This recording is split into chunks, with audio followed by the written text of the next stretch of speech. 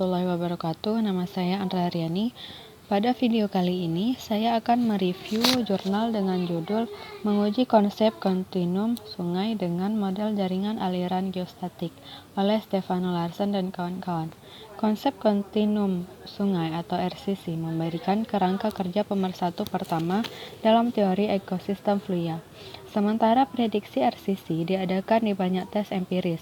Penelitian lain menyoroti bagaimana model diabaikan sumber-sumber heterogenitas pada skala yang berbeda-beda.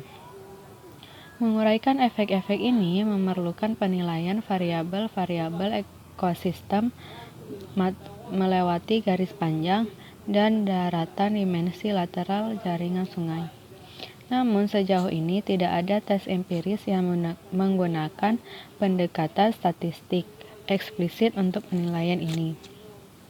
Di sini mereka menunjukkan bagaimana model eksplisit spasial yang dikembangkan baru-baru ini untuk jaringan sungai dapat digunakan untuk menguji prediksi informasi RCC saat memperhitungkan sumber heterogenitas lintas skala.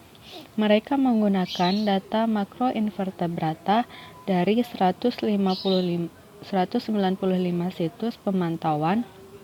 Ini order streams menyebar melintasi Edic River Network atau NE Italia.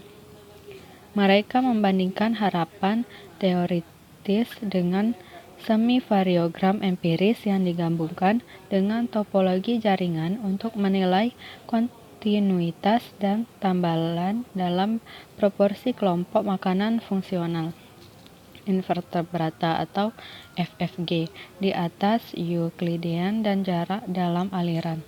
Model jaringan aliran geostatik digunakan untuk mengukur pengaruh gradien longitudinal relatif terhadap kualitas air, skala lokal, dan sungai yang digunakan untuk lahan, sambil memperhitungkan ruang jaringan autokorelasi. Pola dalam semi-variogram berdasarkan hubungan aliran terhubung yang dicirikan oleh struktur Teranes terkait dengan heterogenitas pada banyak skala. Oleh karena itu, variasi longitudinal dalam FFG lebih baik dijelaskan oleh Apache discontinuum lebih dari gradien, menyeratkan bahwa kedua proses aliran dan daratan faktor scale mempengaruhi fungsi ekosistem.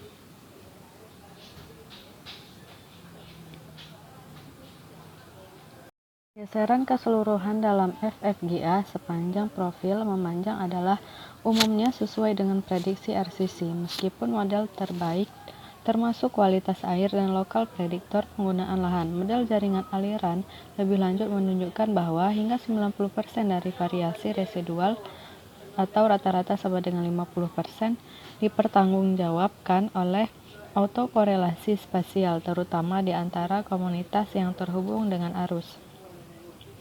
Autokorelasi tersebut tidak hanya meningkatkan kinerja model relatif pada pendekatan non-spasial, tetapi menunjukkan bahwa sebagian besar komunitas yang terhubung dengan aliran secara spasial berkorelasi sampai batas tertentu. Ini memiliki implikasi yang jelas untuk penilaian prinsip RCC. Ini adalah tes pertama dari model kontinum sungai yang secara eksplisit dipertanggungjawabkan streaming topologi jaringan dan autokorelasi. Hasil menunjukkan bahwa di Sungai Adige, umpan makroinvertebrata, kelompok-kelompok menunjukkan heterogenitas sepanjang gradien memanjang, yang muncul diselingi oleh habitat lokal transisi. Transisi semacam itu dapat dikaitkan dengan hambatan buatan yang mengubah kontinuitas alami proses sungai. Dan mereka menganjurkan penggunaan model jaringan eksplisit spasial untuk menguji RCC secara lebih alami. Sekian review jurnal saya. Saya ucapkan terima kasih. Wassalamualaikum warahmatullahi wabarakatuh.